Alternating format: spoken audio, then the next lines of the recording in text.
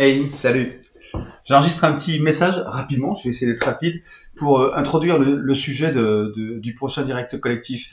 Alors soit vous le regardez avant, soit je le passerai au début du direct, on verra bien. Mais je voulais poser quelques idées avant de démarrer ça, parce que le sujet il est lourd au sens, il est riche, mais il est lourd aussi en ce qui concerne notre devenir en tant qu'artiste. Ça concerne l'intelligence artificielle, l'IA, les IA, et la manière dont on peut s'en servir en tant qu'artiste, plasticien. Donc j'ai noté deux, trois trucs, je voudrais les partager, puis après on passera au débat, enfin nous passerons au débat mardi à 18h.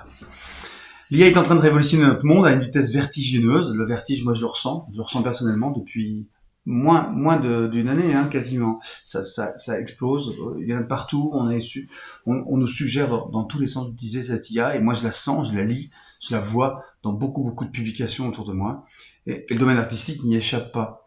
Pour nous, les artistes plasticiens, l'IA, ça ouvre un champ de création, de possibles complètement incroyable pour la création, pour la diffusion, la commercialisation de nos œuvres, pour la recherche d'un public, enfin, dans toutes les dimensions possibles, mais c'est super, ça peut être super angoissant.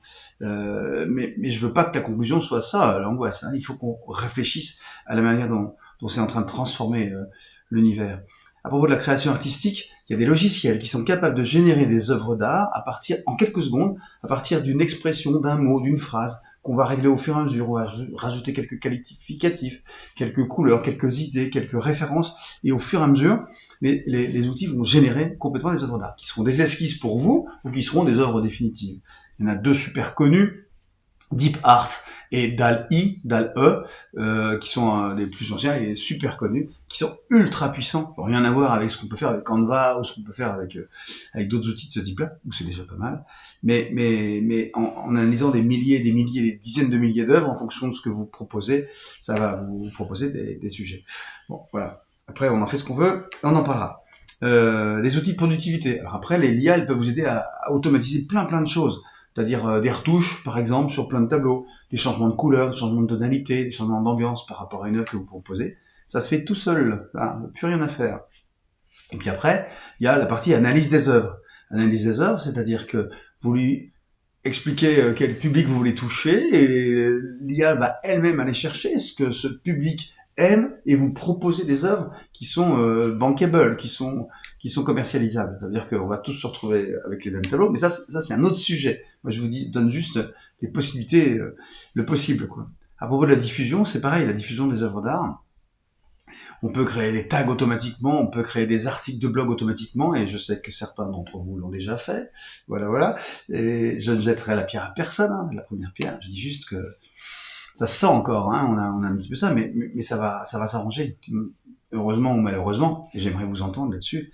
Et donc tous les sujets où on n'est pas très à l'aise, hein, la communication, l'expression, les clés de lecture dont je vous parle, etc. Bah, l'IA vous aide là-dessus. L'IA générative, celle qui génère du contenu à partir de ce que vous avez comme demande. Et après, sur la partie interaction avec le public, c'est pareil. Il y a plein de choses qui vous permettent de faciliter toutes les choses qui peuvent être difficiles pour vous, ou qui peuvent vous être remplacées que vous aimeriez remplacer par des actes de création. Il y a des sujets dont on parle tout le temps. Voilà, je voulais juste balancer ces sujets-là, vous réfléchissez un peu, je laisse le générique de fin pour que ça gamberge un peu, au minimum. On se retrouve pour en parler, j'ai hâte d'entendre vos réflexions.